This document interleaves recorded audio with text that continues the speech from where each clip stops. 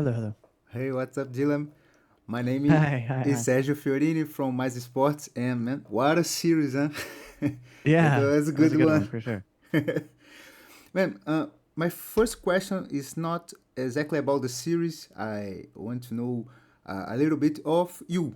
I saw in Okay. a recent interview with you that seems like you have a lot of fun in the strategic part of league.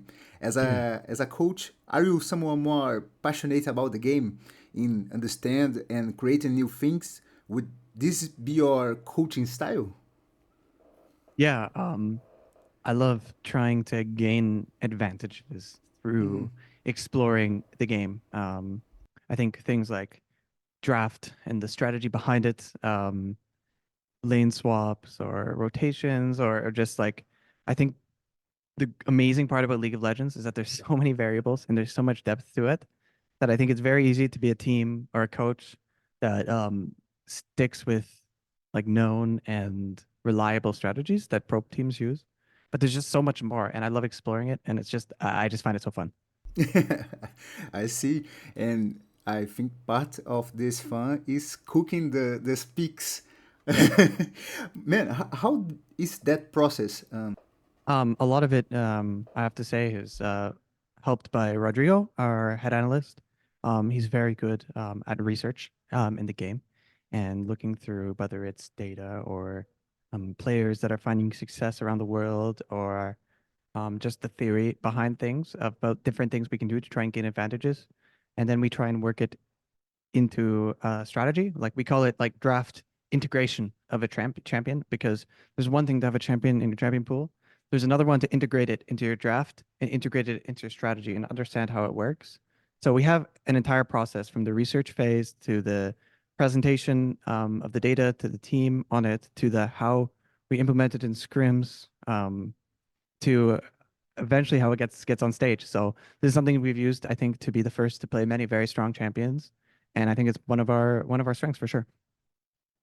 Yeah, and talking more about this series today, I want to know what can you say about the preparation against PSG? Like they have a game 5 against BLG and now 3-0. Yeah, I think the first was to try and treat this as seriously as we would treat a match against a team like T1. Um, we had a similar thing where we were winning against Asian teams or playing close against Asian teams at Worlds, and then we got knocked out by NA last World Championships, and we didn't want to repeat of a situation like this. So we really made sure that our condition was good and that we were putting full effort and focus into our preparation. I also think that although PSG is a quite strong team, a lot of what they pick is kind of predictable. They stay within their zone and what they play. And I feel like we were able to counter that pretty effectively in a lot of our game plans. We were really focused on like if they're going to play certain champions, if they're going to play Casante, for example, just like make a scenario where the Casante will just die. And I think that was very good. I think instead of just blind picking meta picks at the tournament, it is very important to be one step ahead to actually be dominant.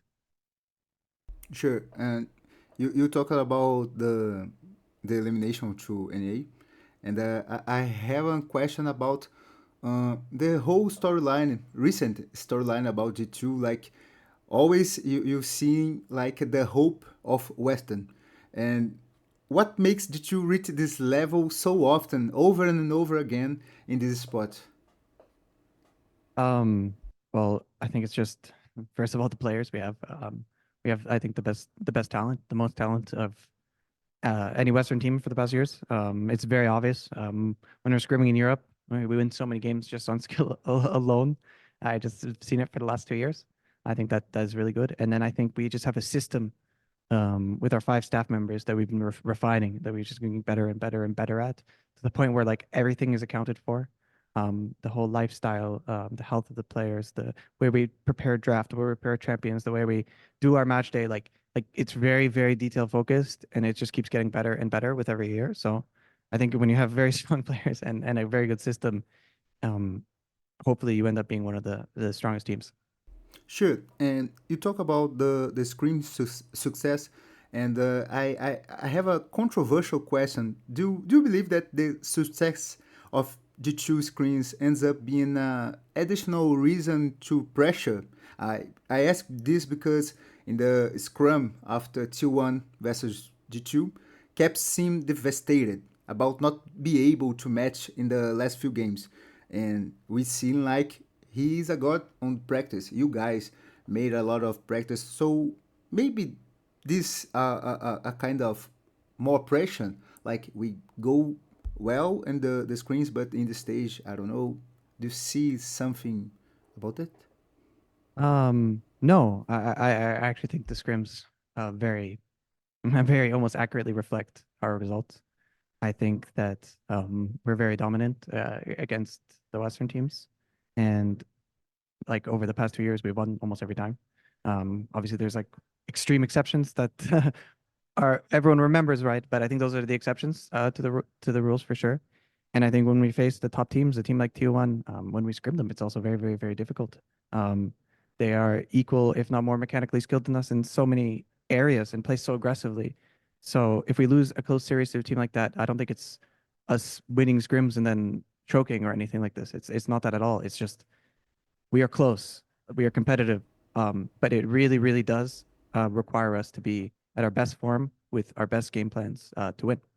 For sure. And asking about a good thing, uh, you and Caps worked together a very very long time, and I want to know how it is to work some with someone in the sports so long. You know? Yeah, I worked with the Cavs for many years. Took a break for a bit Yeah. in the middle, but glad to reunite with him again. It's nice working with the most winning player in Western history, right? As a coach, it's a lot of the famous coach player combinations in sports. It's probably a lot easier to be the coach than the player in that one because they're the ones actually carrying the games at the end of the day. But I think we make a good match because we're very similar people. I think we're both we're both a bit awkward. We're both very passionate about the game. We're both like that kind of sort of goofy, forgetful type of human. So I think we connect very well about game stuff as well, and it's why it's gone so good. Well, Dylan, for my last question, I need to read a phrase before. Like, Yeah. a phrase is, I think what a lot of people don't understand in the outside is staff in esports is really trying to figure out as they're going. I don't know if It's, you know who talked that's that me. Yeah, phrase. that was me. Yeah. Yeah.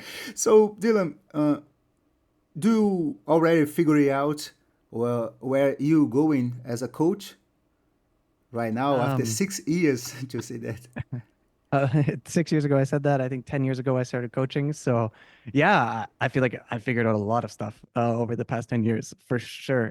If I compare how I was coaching teams in my 9 years ago, 8 years ago to the way I do it now, I think I do so many things differently. I think I'm so much more confident. I'm so much more at peace. So much better under pressure. All of these things, and it just comes with experience and time. And as for us figuring it out, we still are. The way me and our staff ran G2 3 years ago is not the same as we run it now. And we're adding new people and we're adding new processes all the time. And, you know, it is true, right? The Western esports, especially, is just like there was no template, there was no coaching school before we started doing this. So I think what I said was accurate, and I would like to keep improving and keep getting better. I hope to, man. uh, the Yeah. last thing, Rodriguez from Portugal, but he's kind of Yes. Yes. Brazilian Yes. too, and I'm Brazilian Yeah. too. So you have some words to the Brazilian fans? Just thank you to all the Brazilian fans. Yeah, Rodri is our Portuguese slash Brazilian Yeah. representative always. Make sure to support him as well. He loves his fans in Brazil actually a lot. So shout out Rodrigo and thank you to all the fans. Thank you, Dylan. Thank you for the time. It's an honor. Thank you so much.